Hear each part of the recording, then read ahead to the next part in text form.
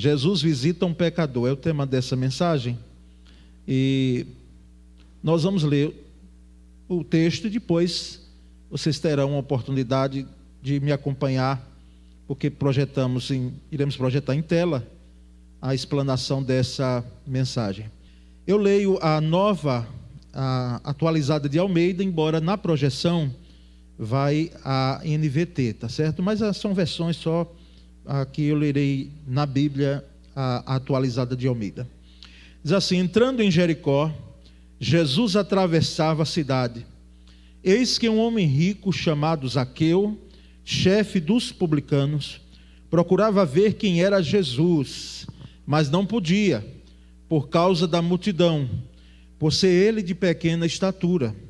Então, correndo adiante, subiu num sicômoro, uma figueira brava, a fim de ver Jesus, porque ele havia de passar por ali. Quando Jesus chegou àquele lugar, olhando para cima, disse: Zaqueu, desça depressa, porque hoje preciso ficar na sua casa. Zaqueu desceu depressa e o recebeu com alegria. Todos os que viram isto murmuravam, dizendo que Jesus tinha se hospedado com um homem pecador. Zaqueu, por sua vez, se levantou e disse ao Senhor: Senhor, vou dar a metade dos meus bens aos pobres, e se roubei alguma coisa de alguém, vou restituir 4 vezes mais. Então Jesus lhe disse: hoje houve salvação nesta casa, pois também este é filho de Abraão, porque o Filho do Homem veio buscar e salvar o perdido. Amém. Glória a Deus. Irmãos, esse episódio ocorreu há séculos atrás, podemos dizer há milênios atrás. E não é em vão que ele está nas Escrituras.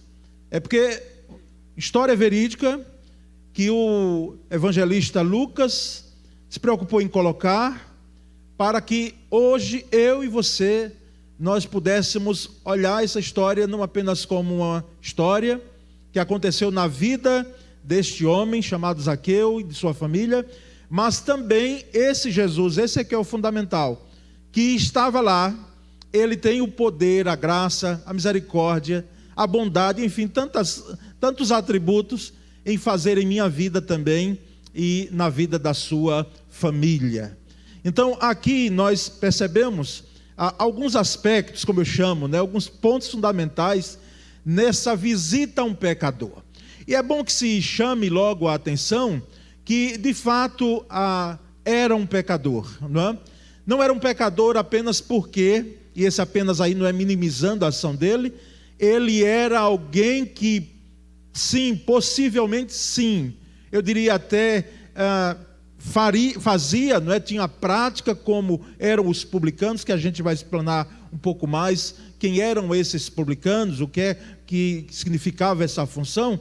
Ele tinha também, não apenas as questões, quem sabe, de suborno, mas também na parte do imposto que era passado para Roma, ele também usufruía, ele tirava além daquilo que era devido. Era um pecador, mas era pecador por essa prática, mas era mais ainda, porque todos nós, prestemos bem atenção a isso, nós temos o DNA do pecado, nós temos a essência do pecado em nossas vidas.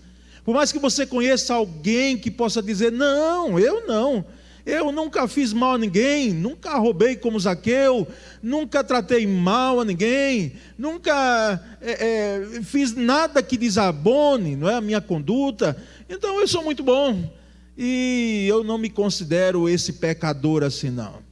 Aí sabe o que é que a Escritura diz, e o próprio Cristo diz para você? Diz que você está muito longe do reino dos céus, porque para que cheguemos ao que a Escritura chama de reino dos céus, que é o reino de Cristo, o reinado de Cristo em nossa vida, nós precisamos reconhecer que todos nós somos pecadores. E aqui nós temos um primeiro ponto a ser destacado.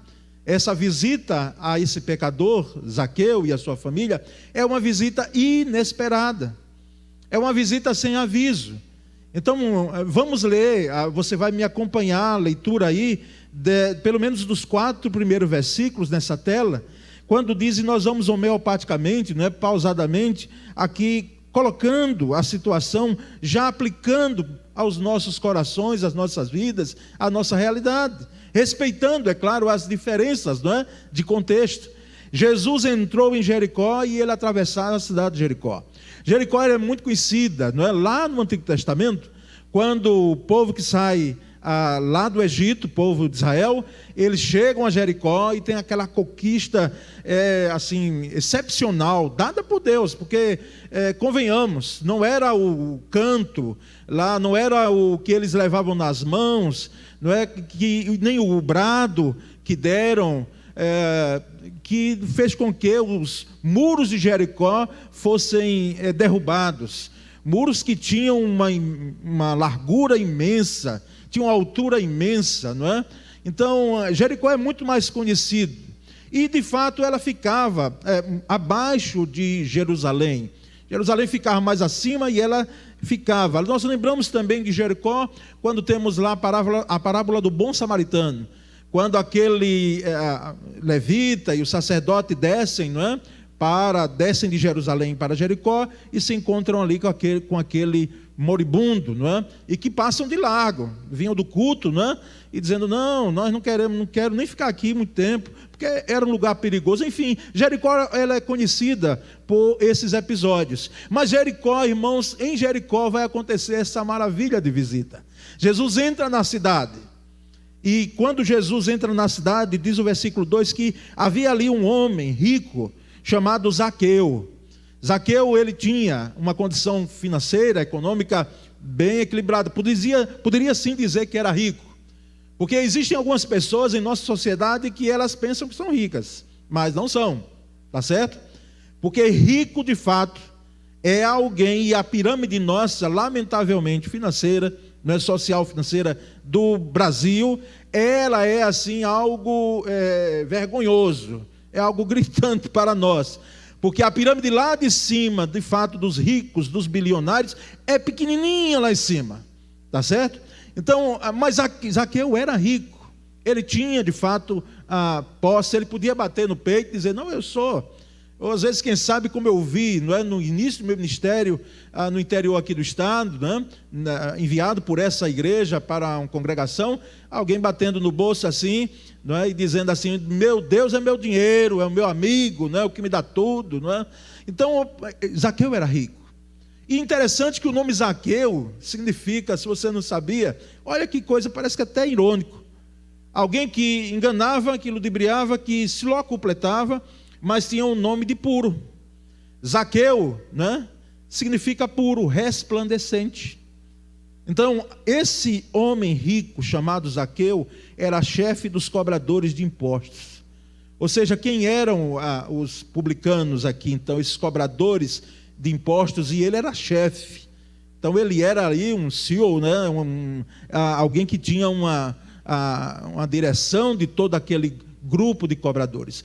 Eram judeus que trabalhavam para Roma cobrando impostos.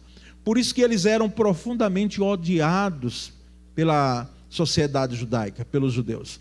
Porque você imagina alguém que é do seu mesmo povo, e esse alguém era contratado para que ali pudesse ser a voz de Roma, a mão de Roma pesada de impostos, e você morando na sua própria terra. Uma vez que Roma estava dominando ali, era aquele grande império que dominava também todo Israel. Nós percebemos, irmãos, então, que esse homem aqui, ele entra nessa história, quando Jesus passa em Jericó. E o versículo 3 diz que ele tentava ver Jesus, mas ele era baixo demais e não conseguia olhar por cima da multidão. Era um baixinho, não é? A estatura pequena, e ele queria ali ver Jesus. Olha que coisa maravilhosa. Enquanto alguns não queriam acordo com o mestre, até hoje tem gente, quando fala Jesus, esse papo de religião, essa coisa de Cristo. Hoje o nome de Cristo, não é? E não apenas o nome de Jesus, mas tudo que leva o nome do cristianismo está sendo vilipendiado nas redes sociais, não é? Se fazem questão hoje de se fazer chacotas, todo tipo de comentário. Porque às vezes, escondidos numa digitação, em algo de um aparelho, se tece comentários, né, assintosos muitas vezes à fé. E nós percebemos então que esse homem ele queria ver Jesus. Era curiosidade? Ou era interesse mesmo? Ou era uma necessidade? Irmãos, pelo que temos na história, era muito mais do que curiosidade. Porque a curiosidade, ela não ajudaria em nada, essa história não terminaria como ela terminou. Alguém que quer ver Jesus, deixa eu ver, ele já vem curando gente aí, eu já tenho ouvido falar dele.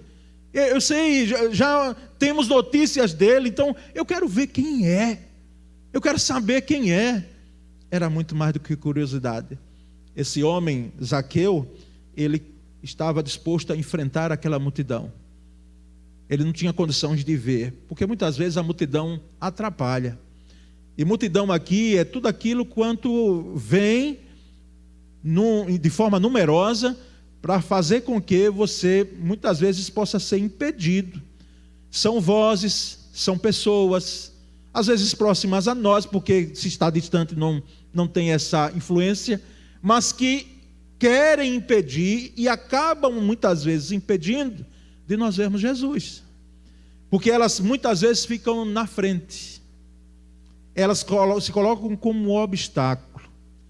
E diante disso, você não pode chegar e dizer, puxa, eu não vou conseguir, então eu vou desistir.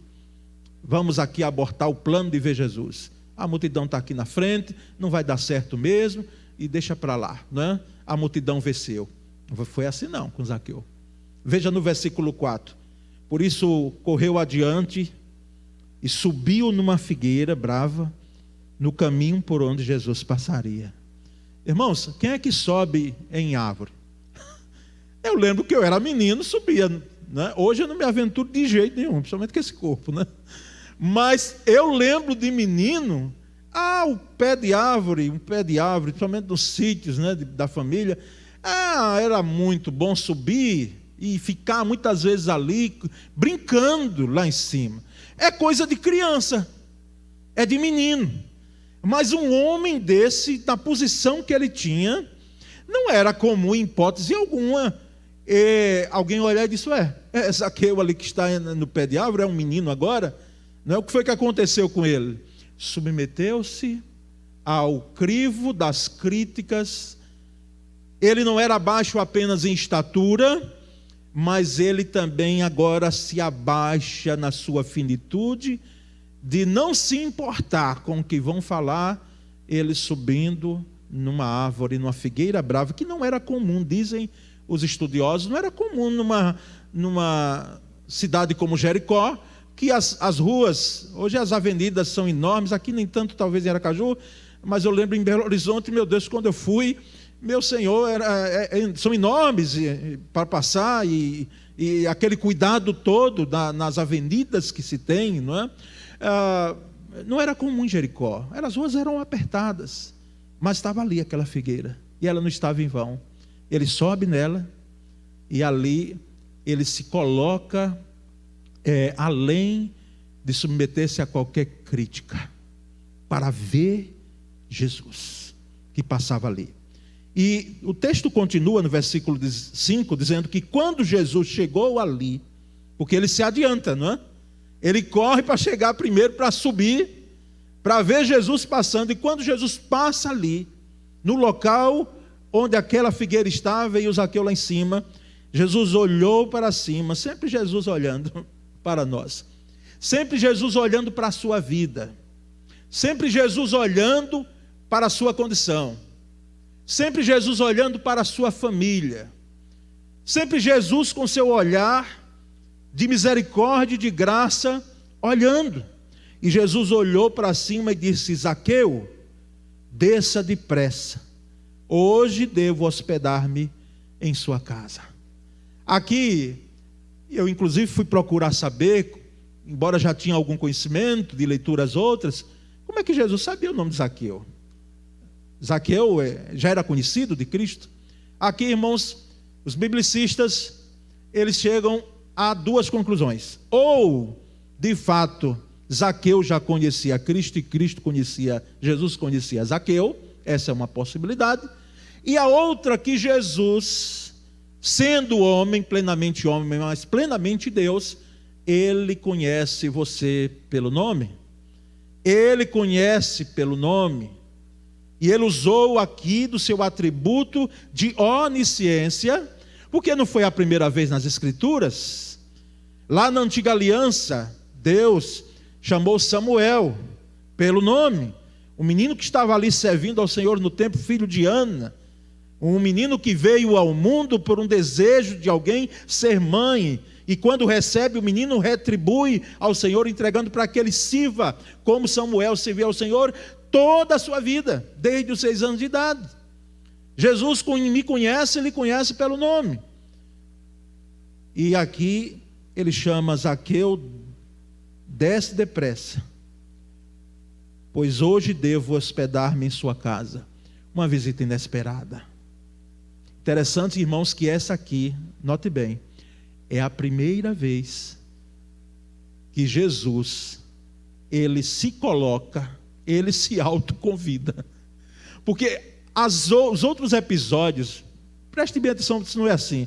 Jesus é convidado para ir, para entrar. E aí nós lembramos de Jairo, não é? Senhor, minha filha, lembramos de alguém pedindo para que fosse curar o servo. Lembramos de alguém sempre procurando Jesus para ir ao lugar, convidando Jesus. Jesus vai em Caná da Galileia, onde ele efetuou o seu primeiro milagre, por um convite a uma festa de casamento. Então sempre alguém convidando. Mas agora Jesus disse, eu agora preciso estar em sua casa. Ele não esperou o convite. Ele se autoconvidou. Hoje eu preciso hospedar-me em sua casa. Aqui o texto, a versão já ela é mais atualizada, porque esse ficar em sua casa, nas versões mais clássicas, era um ficar no sentido da ideia de algo assim, superficial, é ir, chegar até a casa. Não, a ideia é de hóspede, é de entrar, é de ficar ali um tempo a mais. É de ir ali com um propósito. Esse é o entendimento desse verbo na língua que nós temos e no sentido que ele é colocado. E sem demora, diz o versículo 6. Sem demora, Zaqueu desceu e com alegria recebeu Jesus em sua casa. O que é que você faria se alguém dissesse, estou chegando aí, não é? Lembro as visitas, me permita, família, que às vezes por outra... Não tem como estar citando Emília, uma ideia, pastor Jabes. Chegava sem avisar, né? E era uma visita boa, que chegava sem comunicar. Até nas congregações. Ele ia, não dizia, Paulo Sérgio, estou indo aí hoje aí na congregação que você está à frente. Não, chegava lá, assoviando, cantando, né, os cânticos que eram como a ele, pegava de supetão, mas pense, não era uma visita maravilhosa receber de supetão o pastor, né? Alguém há tempo atrás me falando, né? E dizendo que surpreendeu-se em vê-lo visitando, o pastor já visitando alguém num bairro daqui, na periferia, né?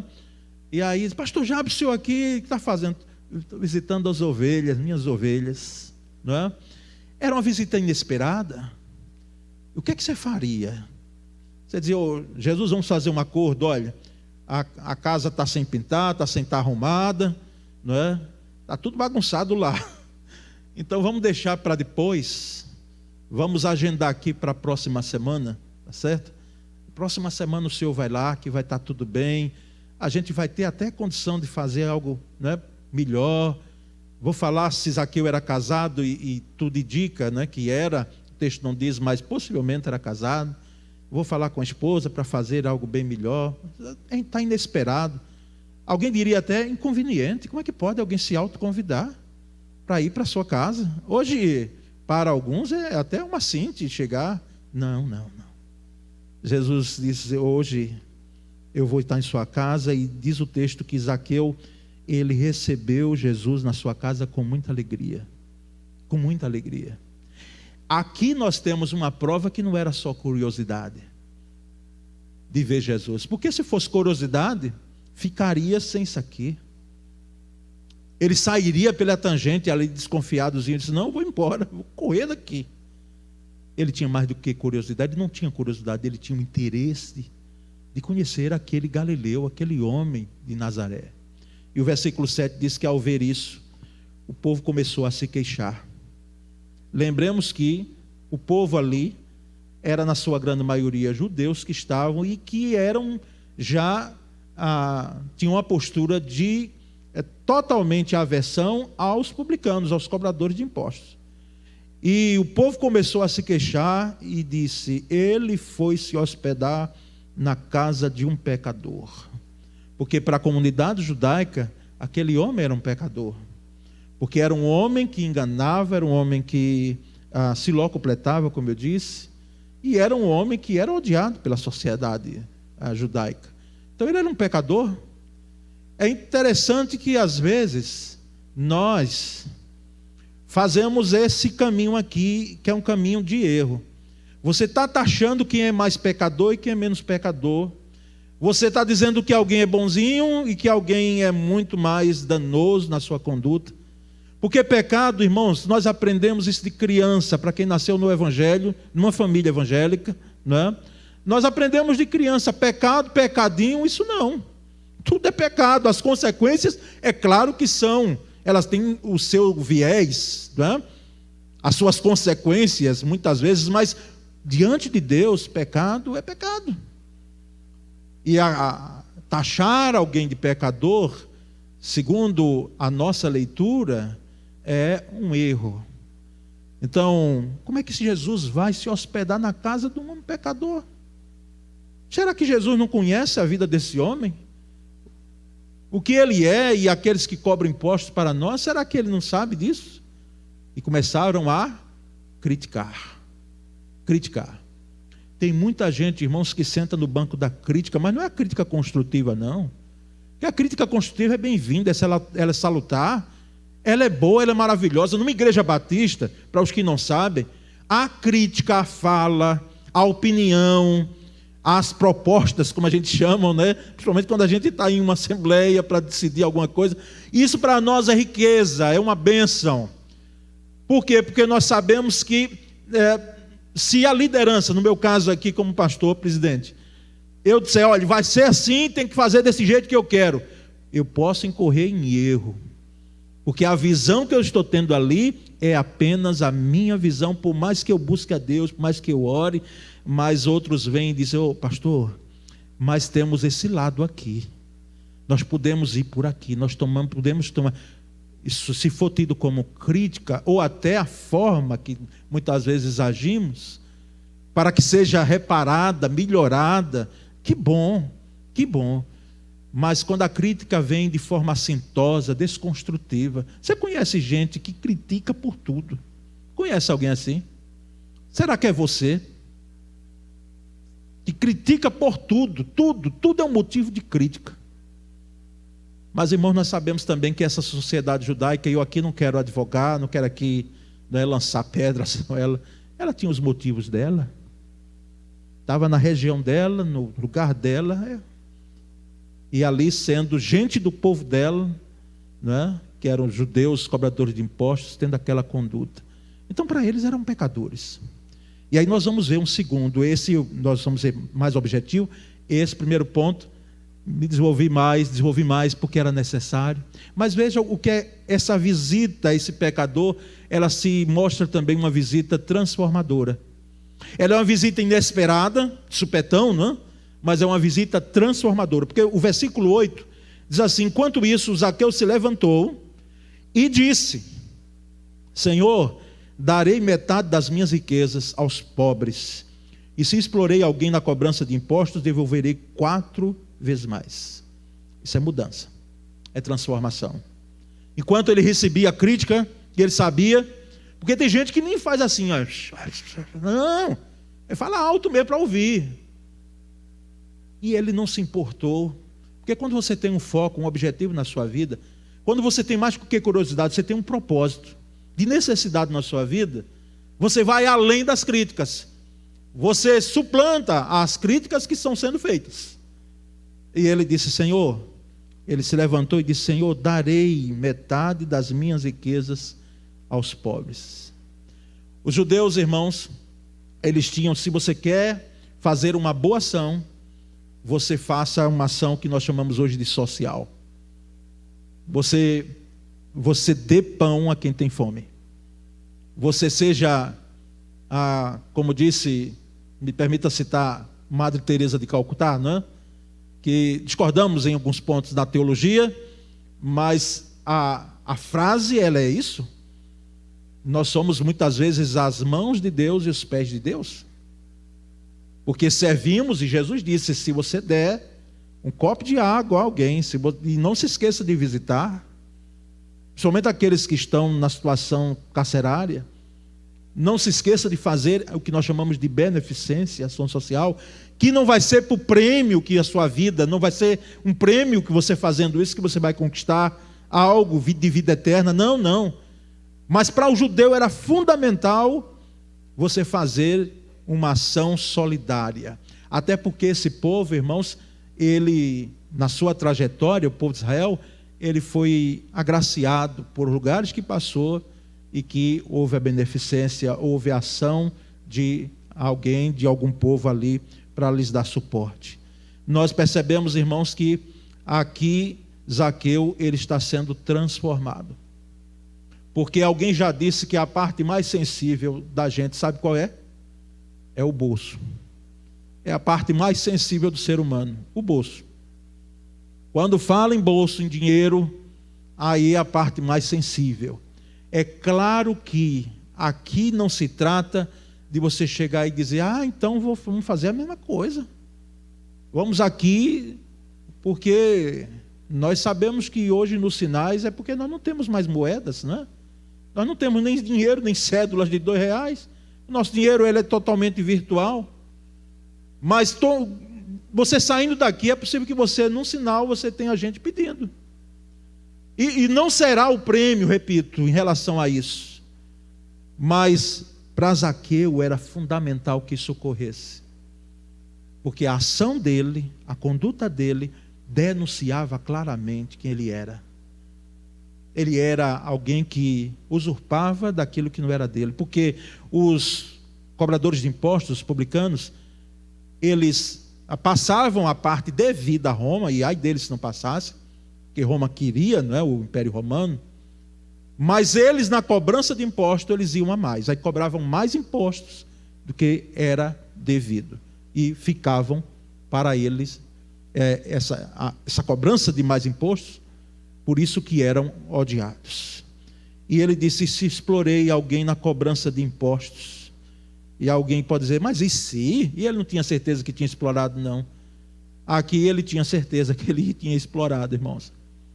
Porque nós não temos o registro de que ele fez isso na prática, mas aqui ele estava se comprometendo. Aqui não era uma emoção de momento assim, que a gente, quem sabe, alguém pode se comprometer: olha, Senhor, eu agora vou fazer isso. E depois, pronto, passou a emoção, acabou-se, não é? Jesus já foi, já saiu de Jericó, vou fazer.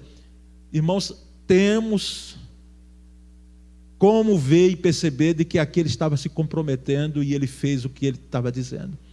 Eu darei, devolverei, olha a ideia, o verbo, eu devolverei 4 vezes mais. A lei dizia que era 3 vezes mais, lá atrás, lá no Antigo Testamento, e ele diz aqui: eu vou dar 4 vezes mais, não é? E às vezes em alguns aspectos 2 vezes mais, duplicadamente, dependendo da condição do que era perdido, 2 vezes mais. E ele aqui dobra, ele diz: eu devolverei. Então não era dele, o que a gente devolve não é nosso, é o que foi tirado de alguém. Eu devolverei 4 vezes mais. Uma visita transformadora. Jesus chega ali e transforma a vida desse homem. Sabe por quê, irmãos? Porque transformação de boca para fora, me permita essa expressão, é uma transformação que não vale nada. Não vale nada alguém falar que não vou fazer isso. Conhece alguém que às vezes diz assim: eu vou fazer isso, aquilo, outro, e depois não faz nada.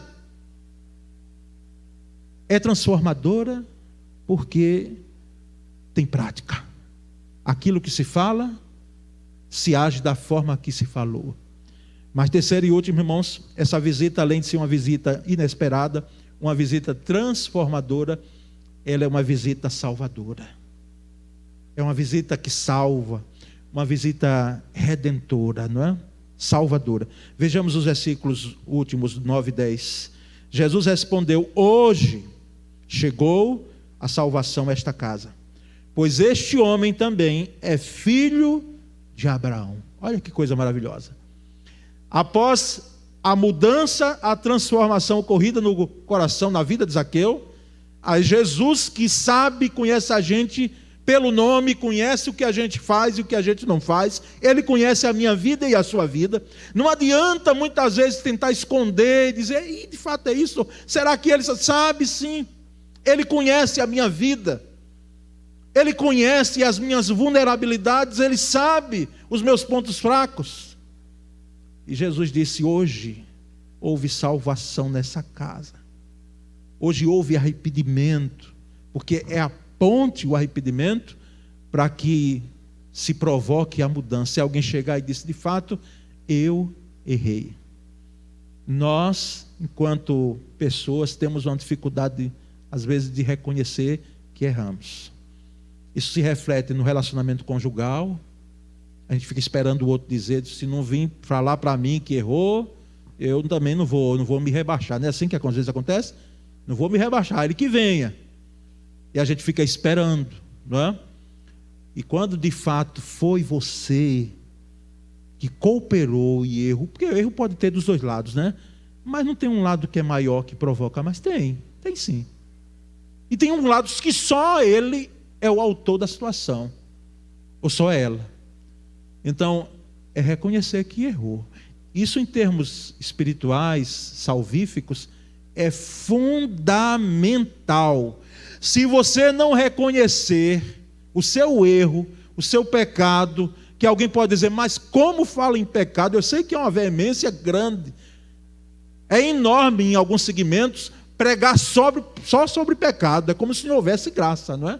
Mas se eu e você, nós não reconhecermos que somos pecadores, carentes da graça de Deus, e nos arrependermos daquilo que fizemos de conduta que transgrediu e transgride não apenas a Deus, mas que tem um reflexo na vida do outro, na vida das pessoas, nós estaremos longe do reino de Deus. Estaremos longe. Hoje chegou salvação a esta casa. A essa casa. Notamos que o Zaqueu possivelmente era casado, quem sabe até tinha filhos, o texto não coloca, mas hoje chegou salvação a esta vida, a esta casa, que é a nossa vida também, a casa de Zaqueu, a família de Zaqueu, pois este homem também é filho de Abraão. E o que é que Jesus quis dizer com esse negócio de filho de Abraão? É a descendência? Que alguém possa dizer: não, como eu disse hoje de manhã, o meu avô, meu bisavô, meu tataravô era um homem muito fiel, um crente zeloso, não, então eu pego também as bênçãos que vêm de lá, da vida deles, e não é assim não, mas não é mesmo. Em termos de evangelho não é assim. O que é que Jesus quis dizer? Jesus quis dizer: olha, de fato esse é judeu, mas ele aqui está refletindo, ele está demonstrando claramente a fé de Abraão, que creu em um cordeiro, numa providência de um cordeiro de Deus, que era o Cristo que ali se encontrava. Então é nesse sentido, esse também é filho de Abraão, ou seja, esse aqui está atento à postura do seu pai Abraão, um homem que está demonstrando aqui fé. E por último, versículo 10, irmãos, nós temos: porque o Filho do homem, Jesus disse, veio buscar e salvar os perdidos. O Filho do homem é ele. Eram duas expressões que Jesus ele mesmo usava para ele mesmo. Filho do homem, para demonstrar a humanidade plena dele.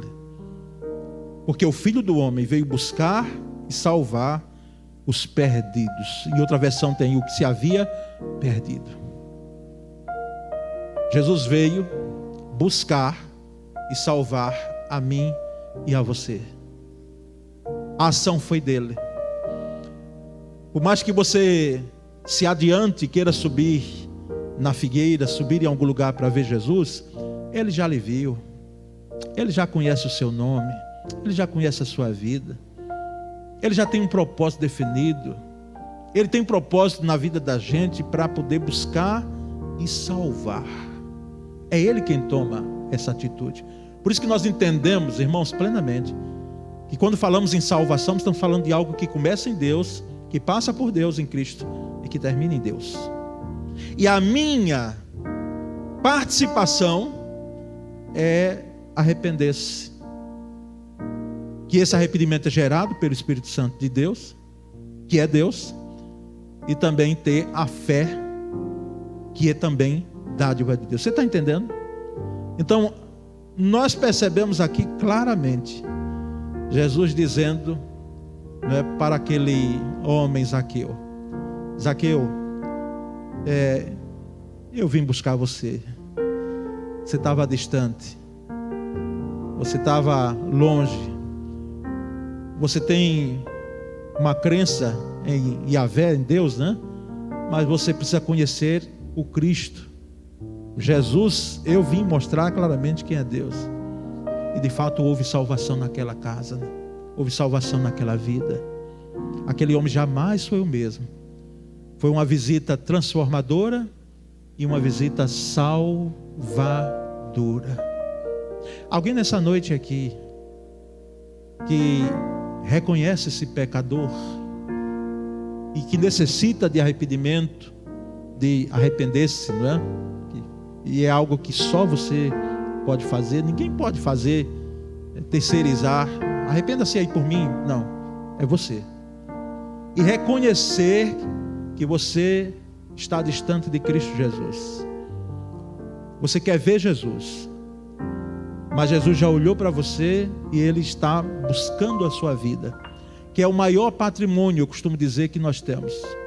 Não são os nossos bens, não, são importantes, mas não são os nossos bens. O maior bem, o maior patrimônio que você tem é a sua vida. É essa que precisa ser de Jesus. Zaqueu recebeu Jesus com alegria em sua casa, em sua vida. Ele não hesitou em nada e dizer: Senhor, entra na minha casa, como diz o canto, né? Entra na minha vida. Mexe com minha estrutura, Senhor, sara tudo aqui que não presta em minha vida. É a sua necessidade nessa noite? Essa mensagem tem a ver com você nesse aspecto? Se tem, para que deixar para amanhã? Não, Senhor, não venha hoje não. Amanhã, ou depois da manhã, ou a semana que vem, nós podemos fazer algum acordo de receber. Hoje, se ouvirdes a sua voz, diz a Escritura, lá em Hebreus, não endureçais os vossos corações. Então, receba Jesus no seu coração, na sua vida. Para os crentes, reafirme cada vez mais, porque Jesus, Ele tem o poder de transformar como transformou a sua vida, e o poder de salvar como salvou as nossas vidas por misericórdia e graça. Eu gostaria que a igreja orasse agora, os crentes orem, e eu gostaria de perguntar aqui, aproveitando esse momento, essa mensagem com esse viés que nós chamamos evangelístico, né? E que edifica a gente que é crente também, mas que veio para você, quem sabe aqui nessa noite. Se você quer tomar uma decisão de receber Jesus com alegria na sua vida, na sua casa, dizer: Senhor, entra, pode entrar em minha casa, você é bem-vindo aqui. Até porque eu não tenho outra saída a não ser reconhecer que eu tenho muito mais do que curiosidade. Eu tenho um propósito de vê-lo, de conhecê-lo. E não é um conhecimento superficial, é um conhecimento que vai mudar a minha vida, que vai transformar a minha vida. Enquanto a igreja está orando por você, eu gostaria de perguntar se tem alguém nesse lugar aqui que, por uma decisão sua e pela ação do Espírito de Deus na sua vida agora, você quer reconhecer esse pecador, arrepender-se e dizer: eu preciso de Jesus. Eu necessito de Jesus. Alguém neste lugar? Você pode indicar com a sua mão? Estou vendo lá atrás, graças a Deus. Há mais alguém aqui que está dizendo: eu necessito de Jesus. eu preciso de Jesus, preciso que Ele entre na minha casa, na minha vida. Já vi, graças a Deus, pode abaixar a mão. Quem mais? A igreja está orando por você agora. Não entenda esse momento agora como um apelo, uma apelação. Não, não, não. Jesus nunca apelou a ninguém. Ele veio ao encontro para buscar e salvar o que se havia perdido, mas Ele não apela a ninguém. Isso é a ação do Espírito Santo na sua vida. Quem mais, para nós finalizarmos esse momento aqui, pode levantar a mão? Eu estou vendo também, louvado seja Deus, pode abaixar e dizer: eu reconheço Jesus como alguém que pode mudar a minha vida, que me dará razão diferente de ser, transformará a minha história. Alguém mais pode dizer: eu necessito de Cristo Jesus, eu quero recebê-lo em minha vida. Então nós vamos orar nesse momento. Eu vou pedir que você que levantou sua mão, você ficasse em pé, tá certo? E se alguém também quer, deseja, fique em pé nesse momento, para que nós possamos orar por você e com você, tá certo? Pode ficar em pé, onde você estiver aí, e nós vamos orar com a igreja. Senhor Deus, nessa noite, aqui nós estamos. A palavra foi explanada e eu me empenhei, busquei em fazer isso com fidelidade ao texto, trazendo para nós a realidade. E aqui nós agradecemos porque nós temos vidas, pessoas aqui que entendem plenamente da necessidade de receberem Jesus em suas vidas. Nós, ó Deus, te pedimos que a tua presença, a tua graça seja sobre eles, que a transformação ocorra, e a transformação que o Senhor faz, ela é maravilhosa. Ocorra em suas vidas, em seus corações, e que haja salvação, que haja, Senhor, uma redenção que o Senhor já realizou, e que agora, mediante o reconhecimento deles, o Senhor lhes vem à vida e carimba essa salvação. Louvado pois seja o teu nome, Senhor. Muito obrigado, porque é o Senhor quem age, é o Senhor quem faz, e em nossa vida é algo maravilhoso e surpreendente. Nós oramos e agradecemos em nome de Jesus. Amém.